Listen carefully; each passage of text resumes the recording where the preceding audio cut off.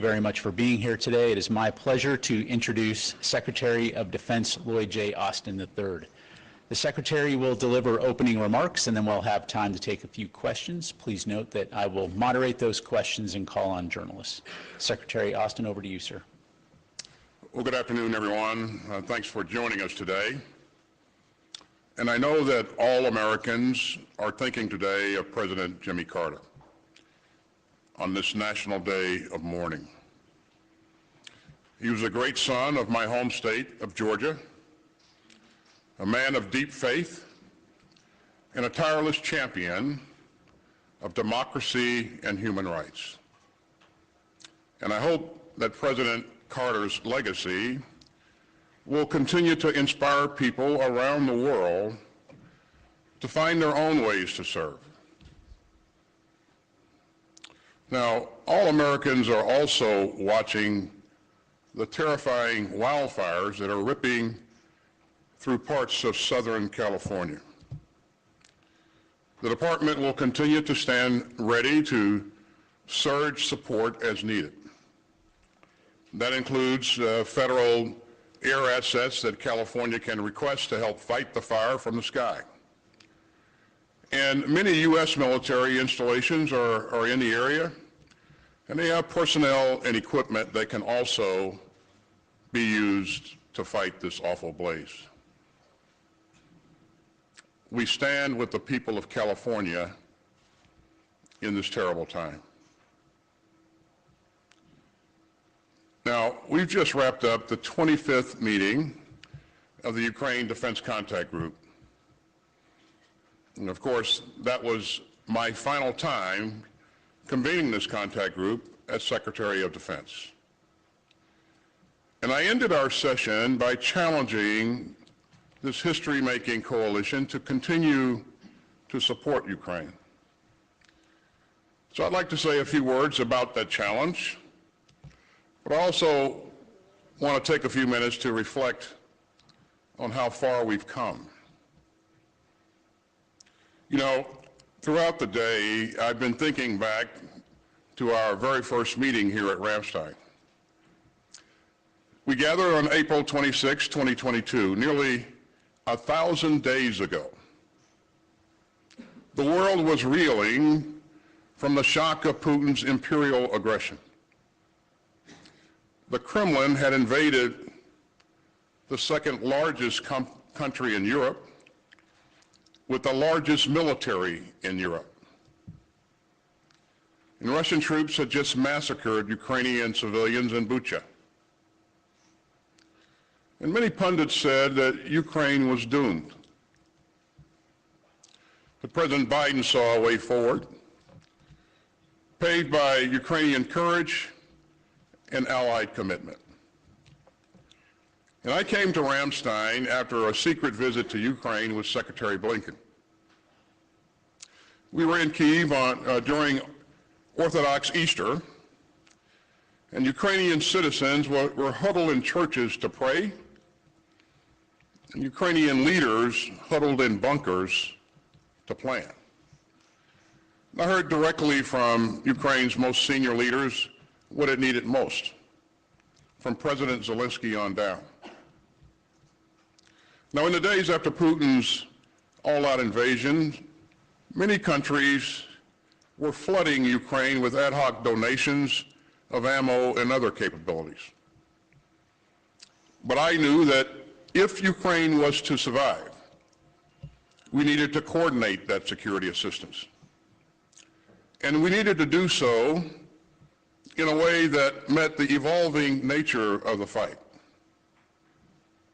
So I convened Nations of Goodwill right here at Ramstein, and I carried with me the urgency that I heard in Kyiv just hours earlier.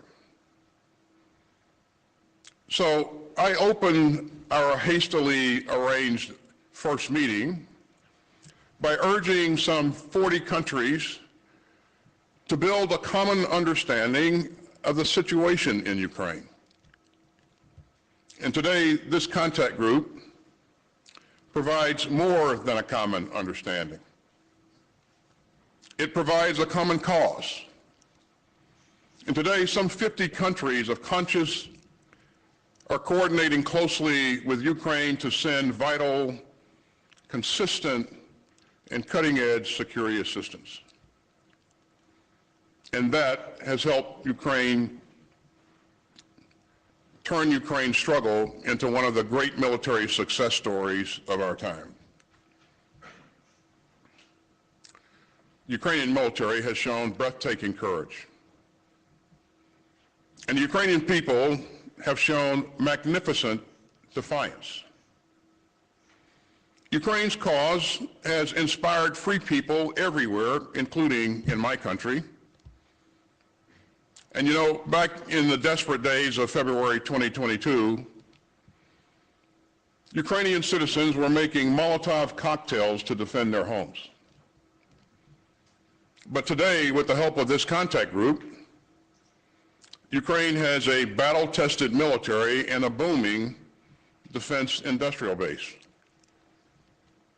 We're meeting the most urgent needs of Ukraine's troops, even as we're building Ukraine's future force. And over the past 3 years, we've helped coordinate striking improvements to Ukraine's capabilities, all while managing our own readiness. Now, we know that no single capability will turn the tide. So we have always stayed focused on what works and on the combined effect of Ukraine's capabilities. You know, Ukraine has started to fly fourth-generation fighter jets. It now fields advanced Western air defense capabilities. And it produces and operates state-of-the-art unmanned systems. All of this positions Ukraine to defeat Russian aggression today and to deter Russian aggression tomorrow. And so our work has changed the course of history. Now, I am deeply proud of the assistance that the United States has provided to Ukraine. And President Biden's support for Ukraine has never flagged. And Ukraine has also had strong bipartisan support in Congress. Since February 2022, we have stayed laser focused on providing Ukraine's defenders with the capabilities that they have needed at each stage of the fight. First, artillery and rockets have been fundamental to this war. Since 2022, the United States has provided Ukraine with more than 2 million artillery rounds and more than 20,000 rockets, all while maintaining the readiness of our own forces. Second, we relentlessly pushed to provide Ukraine with air defense systems and missiles to defend its skies, its cities, and civilians. Third, the department is working to support Ukraine's drone industry. And fourth, we surged other critical capabilities to Ukraine, including HIMARS, ground combat vehicles, javelins, and much, much more. And time and again, we've seen the huge significance of these combined capabilities. In fact, many of these lower key capabilities have had a far greater battlefield impact than some higher profile systems that we've also helped to provide, including F-16s and Abrams tanks and ATACMS. In a war like this, no single capability is game-changing. As I said in Kyiv in October, what matters is the combined effects of your military capabilities and staying focused on what works even as the fight evolves. Now, the Ukraine crisis exposed some shortcomings in our defense industrial base. We still got a lot more work to do. But we have galvanized our own defense industry, investing nearly $70 billion at home to produce capabilities for Ukraine and replenish our own stocks. And so we still face major challenges ahead. But as a founder of this contact group, I am very proud of the way that our allies and partners have stepped up. Since April of 2022, the contact group's other members have committed more than $60 billion in direct security assistance to Ukraine. Ukraine's needs on the battlefield have evolved over the past 2.5 years, and so have the contributions of the coalition. Denmark, Finland, Germany, the Netherlands, Norway, Poland, Sweden, and Spain have joined to provide Ukraine with more Leopard tanks. Germany has developed and led its immediate action on air defense initiative, which has spurred partners to pledge more than $1 billion to support Ukraine's air defenses. The Czech Republic has led a dozen countries in surging critical munitions through the Czech Initiative, which coordinated the delivery of hundreds of thousands of rounds of artillery ammunition last year. And Denmark and the Netherlands have provided Ukraine's first F-16 fighter jets. And Canada, Denmark, France, Romania, the UK, and the US have found creative ways to train Ukrainian pilots. And Ukraine's partners have provided broad and sustained support, from Patriot and Hawk air defense systems to thousands of armored vehicles. And so all told, contact group members have committed more than $126 billion in security assistance to Ukraine. They've expanded production capacity in factories around the world. And they've raced in sustainment capabilities to keep Ukraine's equipment in the fight. So this coalition has become the arsenal of Ukrainian democracy. It has become an engine of global security. And this contact group has become the most consequential global coalition in more than 30 years.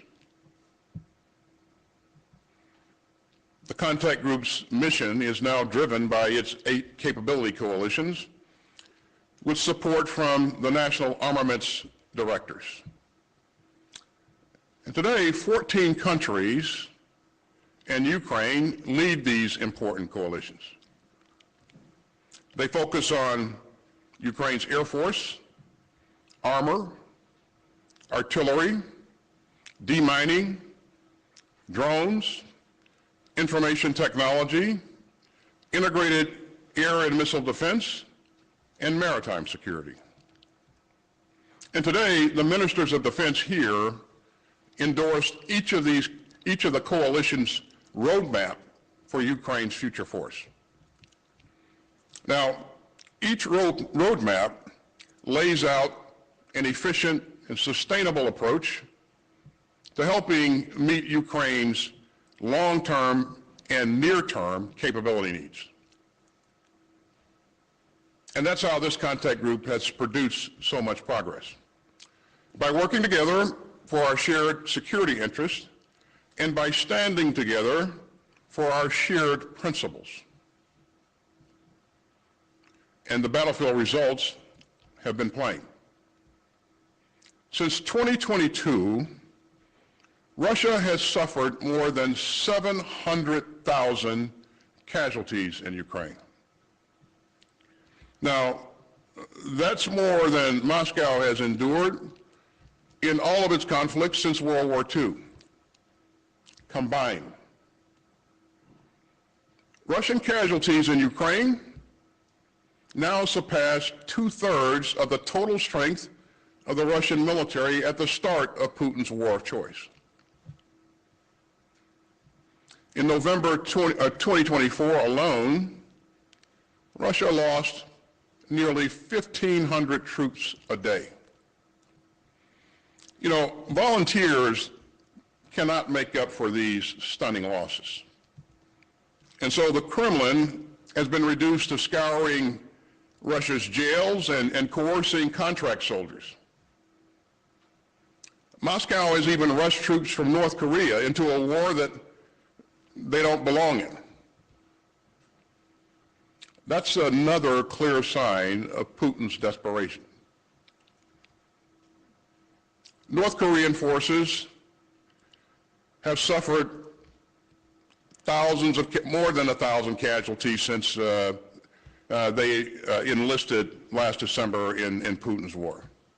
And of course, there are other estimates that are far north of that. Meanwhile, the economic cost to ordinary Russians of Putin's imperial fantasies has also been staggering. The Kremlin plans to spend about 40% of Russia's 2025 budget to keep up with the contract group's support to Ukraine. Now that's a 25% increase from last year. Meanwhile, the Russian ruble has continued to plummet. The Kremlin has become more isolated, and Russia's global stature and strategic position have continued to decay. And so Russia has paid an appalling price for this indefensible war. Yet Putin has not achieved a single one of his strategic objectives. Not one. In fact, Putin was so bogged down in Ukraine that when the vicious Assad dictatorship in Syria collapsed after more than 50 years, all he could do was watch. Russian troops had to race to haul equipment and personnel out of Syria, which had once been a centerpiece of the Kremlin's global ambitions. Putin's failure to save the Assad regime is a stark warning to the few remaining countries that might align themselves with the Kremlin. Now, I am deeply mindful of the anguish that Putin has inflicted on Ukraine.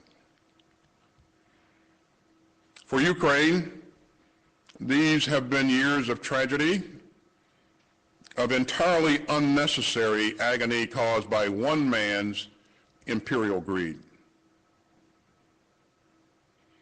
In my final hours at Ramstein as Secretary of Defense, I mourn for every Ukrainian man, woman, and child killed in Putin's murderous war. And I salute the Ukrainian troops who are fighting so bravely for their country and for their freedom. And this coalition has had their backs for nearly 3 hard years of war. And we must not stop now. So I'm leaving this contact group not with a farewell, but with a challenge. The coalition to support Ukraine must not flinch. It must not falter, and it must not fail. Ukraine's survival is on the line, but so is all of our security. Putin wants to avenge a fallen empire and to rebuild it. The Kremlin's assault starts with Ukraine, but it will not end there. And the dangers are global. Putin wants a world where empire tramples sovereignty, a world where conquest trumps human rights, a world where tyranny bulldozes democracy. Every autocrat on earth is watching to see whether Putin gets away with it. And so this coalition must continue to stand foursquare with Ukraine and to strengthen Ukraine's hand for the negotiations that will someday bring Putin's monstrous war to a close. Now that road is challenging, but all the alternatives are far worse. No responsible leader would let Putin have his way. As I have said, peace is not self-executing. Order does not preserve itself. And security does not expand on its own. And so we must stand up for our security. We must hold firm to the bedrock principle that aggression is a sin. And we must never lose our nerve. So let me again urge countries of conscience from around the world to help Ukraine succeed and to ensure that Putin does not prevail. And to my brave Ukrainian teammates, and to my friends who have already given and sacrificed far too much, let me urge you to stay in the fight. We have come so far over the past 25 years, the past 25 meetings of this contact group. And the structure of this coalition is built to succeed, built to adapt, and built to last. 3 years ago, at the founding of this contact group, I said here at Ramstein that this coalition reflects a galvanized world. It still does. I call Putin's war baseless, reckless, and lawless. It still is. And I call the Kremlin's onslaught a challenge to free people everywhere. It still is. I will always be proud that the Ukraine Defense Contact Group has held high the torch of security and freedom. And so I will keep saying it. Free people must refuse to replace an open order of rules and rights with a violent world of force and fear. Thanks again for being here. And with that, I'll be happy to take some questions. Thank you, Mr. Secretary. Our first question will go to Tara Cobb, Associated Press. Mr. Secretary, I'd like to start with the wildfires, given the scope and the destruction going on in California. Why haven't more troops and aircraft been sent? Is it because California hasn't asked? And if they do ask, how quickly could DoD send additional assets there? And then secondly, on Greenland, do you think President-elect Trump is serious about taking Greenland from NATO ally Denmark? And how destructive are these remarks to the NATO alliance? And then for my last and third question for you, has the incoming administration reached out to you at all about continuing the Ukraine Defense Contact Group? And if not, how concerned are you that this might be the last meeting of this historic group? It's Tara, isn't it? Close. Well, Tara, first of all, the U.S. military stands ready to assist in any way that we possibly can to help the people of California. As you know, California has a lot of capability on its own, but these are pretty significant fires. And while few requests have been made thus far, we stand ready to surge capability in as quickly as possible. And I've done some things to cause our troops to get in a three-point stance to make sure that, you know, if the whistle blows, we are ready to move in and provide assistance. But and so far those additional assets have not been requested?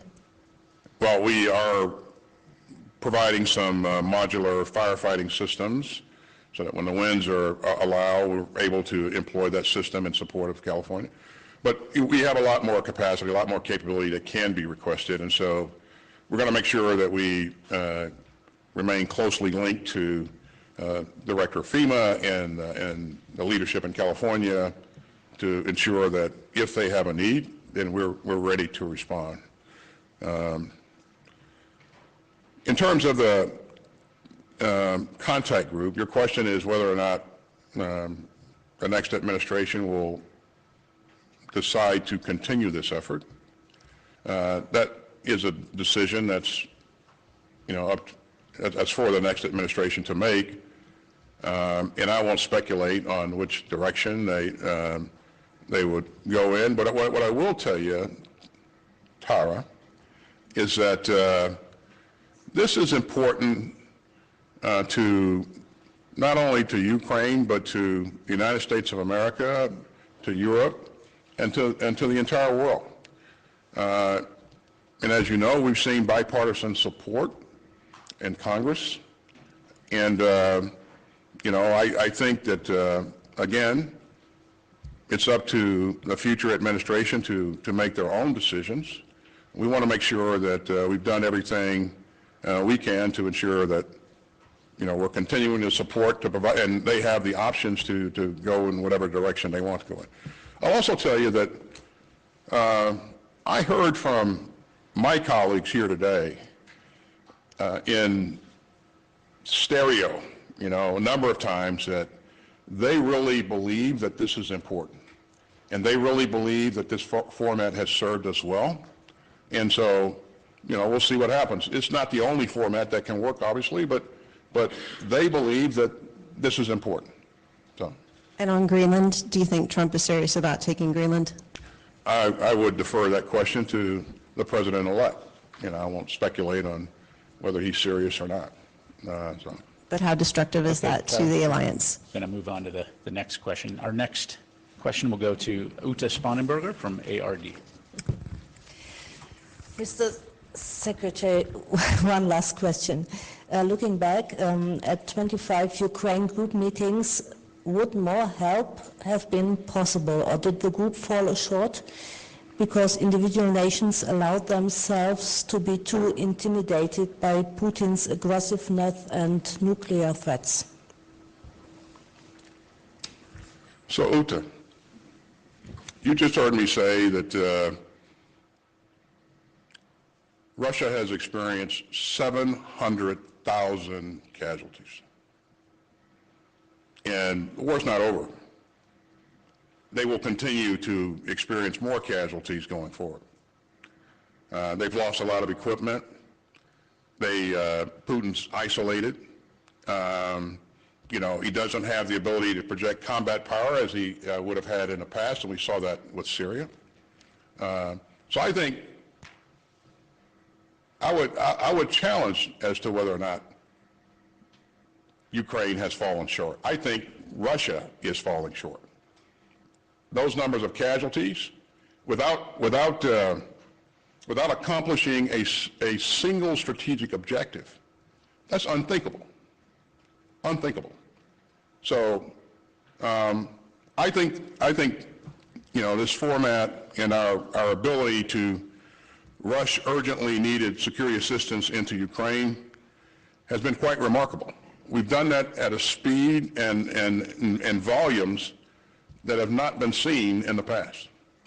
So I really applaud the work that the team has done together, but there's more to be done, and we clearly recognize that. And we're going to continue to do everything we can to help Ukraine for as long as we can.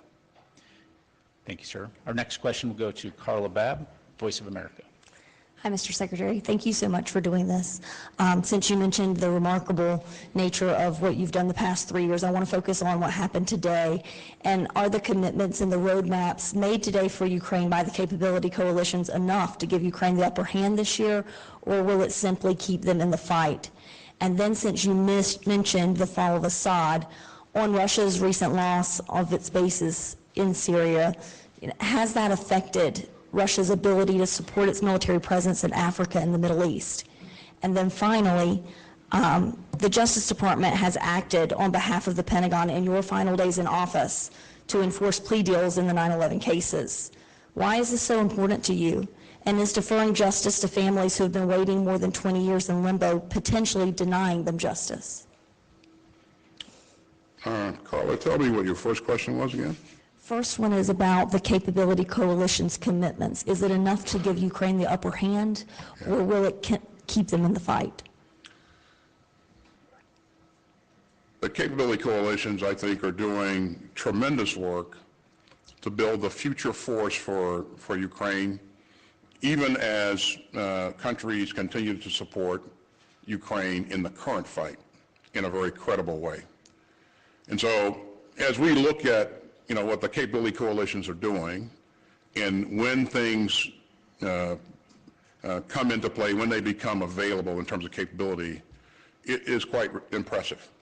And, what I've seen from countries that are part of these capability coalitions is that they are absolutely committed to working hard to ensure that that capability comes to life in a expedient time, matter of time. So I'm optimistic about what we're doing with the capability coalitions. I do believe that it will provide the means to continue to modernize Ukraine's military, which will help it accomplish other things in the future. And if you think back at where we were when this fight started, it was a military based on Soviet equipment and used a lot of Soviet doctrine. We are a long way from where we were then. So the final question out of the 8 questions that you had, Carla? Just 3 this time. Was regarding the Guantanamo Bay, a recent decision. I've stated where I am on this, and I haven't changed. And so we are in the process of appealing that ruling, and since we are appealing it, I don't have any comments to make on the issue. And then on the post-Assad, Russia, have you seen the loss of the bases in Syria affect its ability to conduct military operations in Africa and the Middle East? I think that, based upon the fact that Russia used its capabilities, its bases in Syria to project combat power into Africa, I think that we will see a knock-on effect. We will see that this will affect their ability to place capability into Africa as they have been in the past and sustain that capability. So yeah, I think it's going to have an effect. Our final question will go to Anselm Stern from ZDF. Thank you very much, Mr. Secretary. In a few days, Donald Trump will be president. Will the United States remain a reliable partner in NATO? And what do you expect from your successor as Secretary of Defense? Thank you. The United States of America has always been a reliable partner. We will always be a reliable partner in the future. Just like any other country, we have administrations change, and some policies change from time to time, but our values don't change. Our commitment to allies and partners doesn't change either. So in terms of what I would expect, that's irrelevant. The question is, what does his boss expect from him? And, I've had a great boss that I've had the ability to engage frequently and been given the latitude to, accomplish what needs to be accomplished. And so it's been a great experience for me. And I would hope that any future Secretary of Defense would enjoy that same kind of relationship. If you don't have that relationship, it's a very difficult job to do. But again, I've been blessed to work with, to be able to work with an incredible team in DOD, but also, you know, in the cabinet, especially the members of the National Security Council. It's all been very positive. It's all been a very positive experience. And that's a great thing, because if you look at the challenges that we've been faced with, we've had to manage multiple significant challenges simultaneously. We were able to do that because I think we had a very solid national security strategy. My boss continued to resource us in a way that allowed us to execute that strategy, and so it's been a pretty good experience for me, and I have thoroughly enjoyed having the opportunity. And I think if you look at where we are right now, our adversaries are weaker. Our relationships with our allies and partners are stronger. The economy is as strong as it's been in a long time, and so I think we're in pretty good shape. And Patrick, I think that's the last question. Thank you, Mr. Secretary. That was the last question. This concludes our press briefing, ladies and gentlemen. Thank you for joining us today. All right.